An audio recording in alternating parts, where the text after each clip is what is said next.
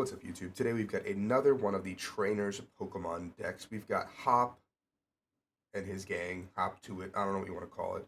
Hop's Zacian EX is the headliner of this deck with the close cleave attack, 30 to the active and 30 to the bench. Reminds you of a little old Jet Punch, if you remember that, from Buzzwole GX. But Brave Slash is a little bit of a steeper attack to use with 3 metals and a colorless for 240 damage, and next turn you can't use it. 230 HP, metal type with a fire type weakness, which fortunately there's not that many fire types in the format. So what's the rest of the Hops package? You guys are going to get a list. You're going to get some gameplay videos, so please make sure you like and subscribe. Hops Snorlax here gives plus 30 to all of your Pokemon, or damage to the active Pokemon specifically. So now your Hops Zacian is poking for 60 and 30. Quite good. You also have Hops Double that allows you to gust up a Pokemon on your opponent's bench when you evolve into the double with Challenge Horn. Basically, it's just Buzzwole, Lycanroc, except they're colorless and metal Pokemon and do a lot less damage because you don't have stuff like Brooklyn Hill and Deanti Prism and Strong Energy and all these modifiers. So still a good bit of modifiers to kind of get the ball rolling.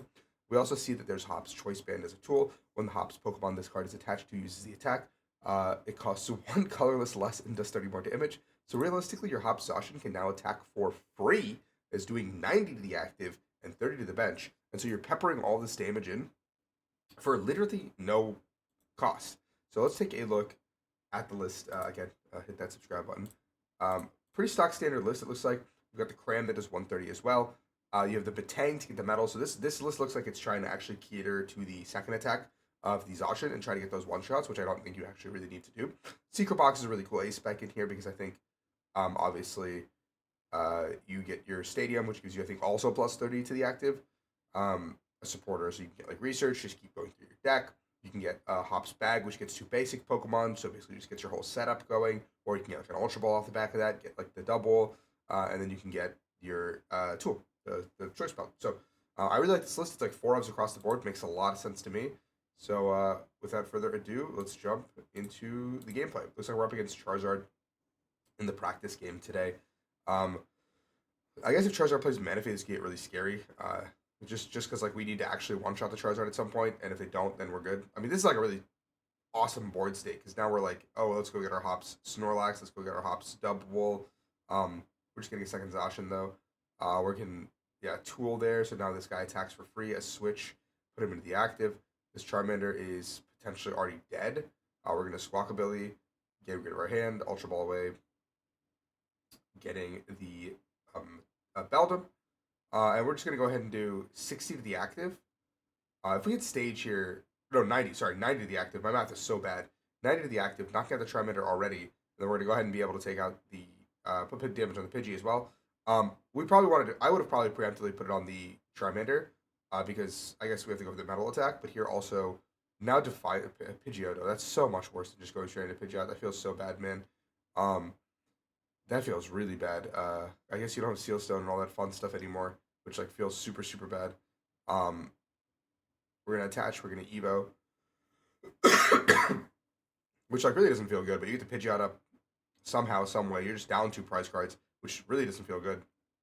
I was thinking like maybe you go Candy Pidgeot, Defiance Belt, all that good stuff and all that good juice. But I also realized that Charizard's gotten way worse without the use of like Rotom and Lumineon and stuff like that. We're gonna be able to Iono real quick. We're gonna use Metang.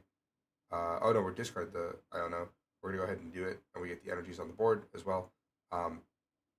So all of a sudden we're all set up, ready to go. The tool's up and coming. We use the stage. 120 to the active, 30 to something else as well. Just goes to the Charmeleon. Now we're deciding to attack the Charmanders. Energy Search, grabbing ourselves. Energy Search? What? Iris. Okay, I mean, like, these are some very interesting cards we're playing in Charizard. I guess, like, Charizard gets way worse, so you have to play worse cards. Like, I was thinking maybe Drayton could be a good card in Charizard. I don't think this is even close. We're going to see the Candy Charizard coming out, too. There's the Acceleration, getting the energies out of the deck as well. Retreat, and we're going to be able to blow up this Zacian. Counter Catch would be really ideal here, but we don't have it. So there was a Zacian. Now, the other Zacian can come up and blow up the Charizard and just basically initiate the prize race. We can Nest Ball for another Zacian, basically start setting this up. Fez hits the board as well. Let's see some draws. Metang as well. The tool obviously here is what we need. We're gonna boss up the Pidgeot, which is also like quite good here. There's the tool. I mean, honestly, we could have just brought up the Duskull too and just like poked that, which is like not bad as well. We're gonna go ahead and do 300 to this Pidgeot, just blow it up. We missed the tool, which would have given us the KO on the Charizard. We have a oh no, we have the tool. It's on the bench. We attached to the bench. We have a steep hill to climb if we want to one shot the Charizard. And I know here we need to get 4 energies or 3 energies off the. We need to get 2 energies, sorry, off the thing, and then we need to get an attachment because the tool gets us reduce 1. The Charizard does get the knockout here, which is fine. We ionated it 2. We did our job. Let's see if Hop's engine can actually do something. Um, this matchup seems pretty bad. We're going to throw up the Snorlax, which indicates that we don't really have anything. We're going to go in Fez for 3. Our ace pack was Secret Box, right? So it's like we're going to Metang, see what we get. We missed the Ciphers. That is one tool. There's 2 energies there. So if we get the attachment plus switch plus... Oh, no, attachment plus switch. We win, right? Nest Ball. Double. I mean, we might have to just... Oh, there's a research. Oh, man, we are going. I thought we were out of gas there for a second. There's a switch, it looks like. Oh, Secret Box. There it is. I guess like Prime Catcher could also be a really good ace spec in this just because we can keep poking the bench, take those free prize cards. If we don't play the metals in the Metang package, we have space for everything else. And there's a one-shot on the Charizard, giving us the win.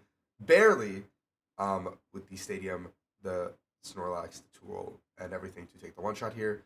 So far, I think that the engine is actually really cool. I think that the peppering of the damage is the more important part. Like, I don't really think that you need to be able to get those one-shots necessarily, because you can soften pretty much everything in the format. So maybe there's a world where we are just playing a version that just like snipes all the little guys, basically guts your opponent's board. Maybe plays like Dusknoirs as well. So you play like Hops, Zacian with the tools, maybe like very few energies, like Jet energies or something.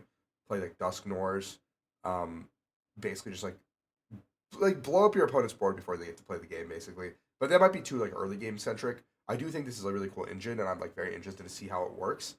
Because I think you can put this shell into almost anything, especially post rotation. Like you don't have to put all these pieces in, right? Like you put in 2 Zacians, you could put in a Snorlax, like a Tool or two, and the stage, and this can go into like pretty much any like a big deck. Like you can throw this into like a Terrapagos deck, for example, and all of a sudden you have an early game pressure that you put on, and your opponents like now have to deal with this, right? So like every deck is going to get significantly worse because we're going to lose a lot of pieces, and Manaphy is also rotating, which makes this idea of bench sniping and bench damage way better. And this deck seems like one of the best ones to efficiently utilize it. However, all inning on this metal strategy with the Metang does not seem like the correct way to do things. Let's throw up the list one more time for you guys before we dip out of here. Yeah, right here. Enjoy the list. Again, let me know if there's any qualms, comments, whatever you guys have about this. And that all being said, thank you for watching. As always, please like and subscribe, and peace out.